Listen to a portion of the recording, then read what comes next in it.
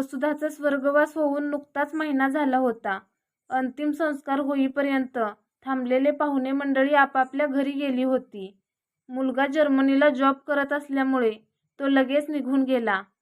जाताना मुलगी म्हणाली, बाबा माझ्यासोबत चला ना, काही दिवसांसाठी माझ्या घरी. परंतु महेशने नकार दिला.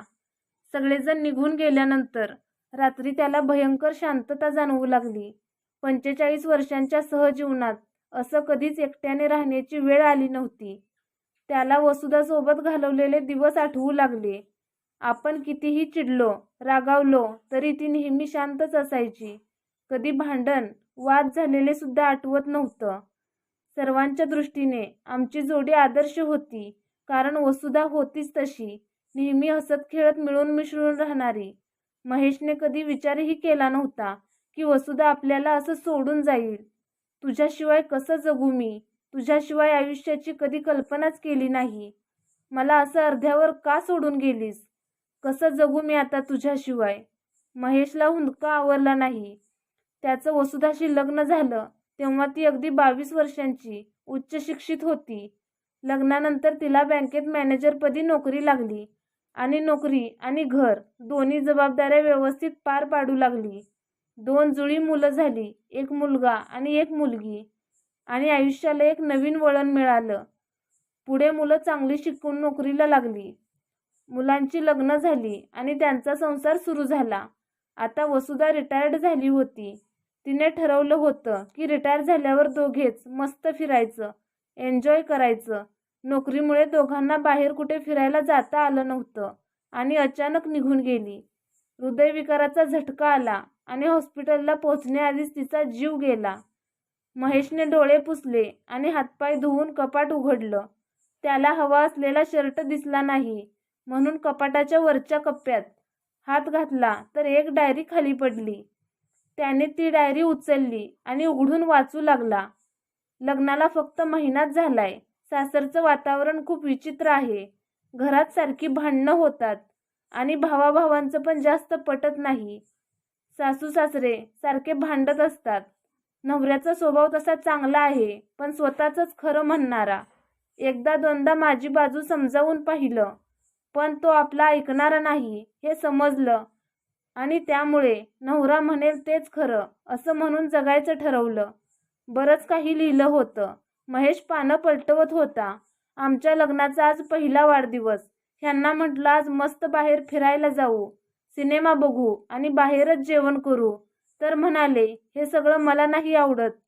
तुला जायचं असेल तर चल, तुला सोडतो हॉटेलजवळ, तू खा. हे काय बोलणं झालं का? मला काय एकटीला बाहेर खायची हौस होती का? मैत्रिणींचा फोन आल्यावर सांगायच्या. लग्नाच्या वाढदिवसाला खूप मज्जा केली, बाहेर फिरायला गेलो, नवऱ्याने छान गिफ्ट दिलं. हेवा वाटायचा त्यांचा, कारण माझ्या नवऱ्याला हे सगळं आवडत नव्हतं. मी काहीही बोलले तरी पटायचं नाही. त्यांचं म्हणणं एकच असायचं, बायकोला गिफ्ट दिलं, बाहेर फिरायला नेलं, डिनरला नेलं म्हणजे बायकोवर खूप प्रेम आहे असं काही नसतं. खूप प्रेम आहे असा जगाला देखावा करायची काय गरज? तेव्हापासून फिरायला जाऊया असं म्हणायचं बंद केलं.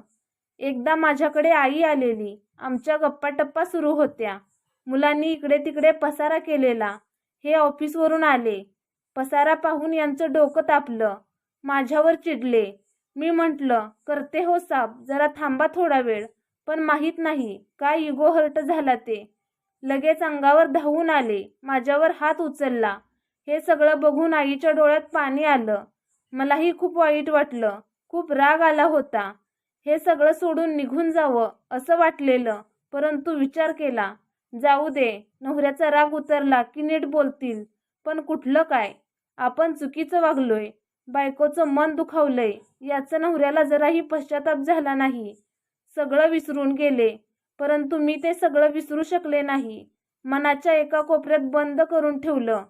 पुन्हा कधी ठेच लागली की तो मनाचा कप्पा उघडून बघते, तेव्हा फार त्रास होतो. आज मी वॉल डेकोरेशनचं सामान आणलेलं तर किती ओरडले. प्रत्येक गोष्ट ह्यांच्याच मनाप्रमाणे व्हायला हवी. कोणतंही गरजेचं सामान घ्यायचं म्हटलं की त्यावरून लेक्चर देणार, तुला वापरायची अक्कल नाही वगैरे. माझ्या आवडीचं काही खरेदी केलं तर त्यात पण खोड काढणारच. तुझा चॉईस खराब आहे, व्यवहार ज्ञान नाही, तुला फसवलं एवढं बोलायचे की असं वाटायचं कशाला आणलं उगीच. त्यानंतर पुन्हा मात्र स्वतः काहीच खरेदी केली नाही. महेश पानं उलटत गेला. प्रत्येक पानावर तक्रारींचा सूर होता. त्याला खूप वाईट वाटलं. वसुधा इतकी दुःखी आहे हे आपल्याला कधी कळलंच नाही. तिच्या मनात एवढं सगळं असूनही आपल्याशी किती चांगलं वागायची. त्यानं शेवटचं पान पलटावलं. आज डावा हात जड वाटतोय, पण ह्यांना सांगून काय उपयोग. दवाखान्यात चला म्हटलं तर माझ्यावरच ओरडतील. त्यापेक्षा कामाला सुट्टी घेऊन माझी मीच जाऊन येते. तसंही यांना ऑफिसच्या कामासाठी बाहेर जायचं आहे. काल मैत्रिणीला घेऊन दवाखान्यात जाऊन आले. डॉक्टरांनी सर्व टेस्ट केल्या. ECG काढला, त्यात प्रॉब्लेम निघाला. एन्जिओग्राफी करायला सांगितलं. ह्यांना फोन केला. म्हणाले जे काही करायला सांगितलंय ते करून घे. एन्जिओग्राफी केली. 90% ब्लॉकेज निघालं. ताबडतोब ओपन हार्ट सर्जरी करायला डॉक्टरांनी सांगितलं. घरी आल्यावर ह्यांना सांगायचं ठरवलं. हे बाहेरून आलेले. डॉक्टरांनी घ्यायला सांगितलेलं औषध आणायला विसरले होते. खूप थकवा जाणवू लागला. ह्यांना म्हटलं औषध आणून देता का. आत्ताच आलीस ना बाहेरून, आणायचं होतंच ना तुझं तू. आधीच कंटाळून आलोय. खूप चिडचिड आणि बडबड केली. राहू दे, मी आणते उद्या. मग काय सांगितलं डॉक्टरांनी. काही नाही, सगळं ठीक आहे. मी यांना सांगितलं नाही, कारण साधं औषध आणा म्हटल्यावर अख्खं घर डोक्यावर घेतलं आणि ऑपरेशन करावं लागेल असं सांगितल्यावर काय करून घेतील. तसंही आता जगून तरी काय करणार. मुलं सेटल आहेत, त्यांचं आयुष्य सुरळीत पार पडेल. ह्यांची रोजची लहान सहान गोष्टीवरून कटकट ऐकून आता मी थकले. हार्ट प्रॉब्लेम आहे म्हणजे हार्ट अटॅकने मरेन. मरताना जास्त त्रासही नाही होणार, शांतपणे निघून जाईन. आता औषधही घेत नाही आणि पुन्हा दवाखान्यालाही जाणार नाही. डायरीचं शेवटचं पान वाचून महेशने डायरी बंद केली. 1000 कट्यारी काळजात घुसाव्यात आणि संपूर्ण अंतःकरण रक्तबंबाळ व्हावं अशी अवस्था झाली. वसुधाचा मृत्यू हा हार्ट अटॅक नसून आत्महत्या आहे आणि त्याला मी कारणीभूत आहे. माझं वागणं पटत नव्हतं तर तेव्हाच विरोध करायचाच ना. तुझ्या मनात एवढं दुःख होतं हे कधी कळलंच नाही. मला वाटायचं आपण एकरूप आहोत, परंतु हे खोटं होतं. तू फक्त शरीराने माझ्यासोबत होतीस आणि तुझं मन, ते तर कधी माझं झालंच नाही. वसुधा, तू अशी का वागलीस. कोणत्या गुन्ह्याची शिक्षा दिलीस मला. मी तुला कधी समजूच शकलो नाही आणि तू मला कधी समजूनच घेतलं नाहीस. आपण दोघे वेगळे आहोत असा विचार कधी केला नाही. मला वाटायचं की माझा निर्णय तुला सांगतोय आणि तो तुला पटतोय, परंतु मी माझा निर्णय तुझ्यावर लादतोय असं कधी वाटलंच नाही. तुझं मन मी कधी वाचू शकलो नाही. पण वसुधा, एकदा बोलायचं होतंच ग, एकदा व्यक्त व्हायचं होतंच. भांडलो असतो कदाचित, पण कदाचित मला तुझं म्हणणं पटलंही असतं. नसतं पटलं तर निदान मला ही अपराधीपणाची भावना घेऊन जगावं तरी लागलं नसतं. मला कधी हे जाणवलं नाही ग की तुझंही काही स्वप्न असतील. तुझं दुःख मला कधी कळलंच नाही. मला वेळीच समजलं असतं तर तू आज माझ्यासोबत असतीस. मला माफ कर वसुधा.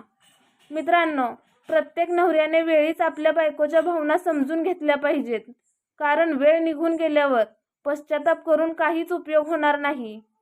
महेशने जर वेळीच वसुधाला समजून घेतलं असतं तर आज वसुधा महेशला सोडून गेली नसती. मित्रांनो, कशी वाटली कथा. छान होती ना. मग वाट कसली बघताय. व्हिडिओला लाईक करा, शेअर करा आणि माझ्या चॅनेलला सबस्क्राईब करायला विसरू नका. धन्यवाद.